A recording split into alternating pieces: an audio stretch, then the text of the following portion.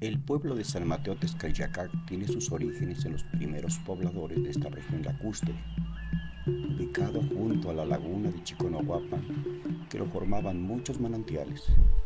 En ese entonces había mucho pescado y también mucho tule. Los primeros pobladores que se asentaron en esta región tejieron con el tule petates. Hubo una población antigua de donde salieron los antiguos pobladores de Texcayacac.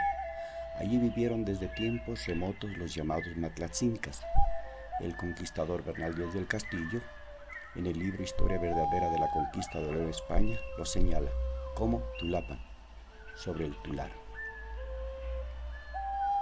Durante ese tiempo hacían sus casas de tule, le ponían un techo de tule que le llamaban torito, hacían petates, petacas para el maíz, sopladores, petates pequeños llamados petlacuni, los llevaban a vender por distintos rumbos. Los petates se tejen en el piso de tierra y se utilizan las manos y los pies. Hay diferentes tipos de tule. Un tule bofo, ese solo sirve para pastura. El tule que servía para tejer se llamaba shomalina.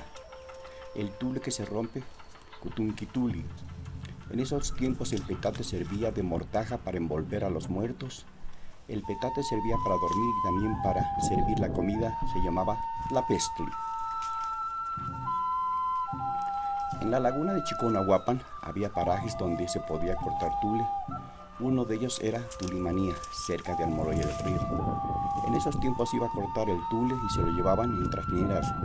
Desde tiempos inmemoriales llevaban a vender petates por toda la región y hasta lugares distantes. En el siglo XIX y XX iban hasta la Ciudad de México y Xochimilco. Como mucha gente hacía petates, las calles servían de patio para tender el tule verde en espera de que se amarillase. Cuando ya pasó el tren por Lerma en 1892, los petates se los llevaban por trajineras o balsas que salían del embarcadero de Rambata. A principios del siglo XX, don José Sámano contrataba gente de San Pedro Tultepec para trabajar el petate. Don Seferino Valencia también se dedicaba a la hechura de petates con su esposa Ángela Montesilva. La mayoría de la población tenía por oficio hacer petates. En esta región lacustre aún se hacen petates en San Pedro Tultepec y San Pedro Tlaltizapán.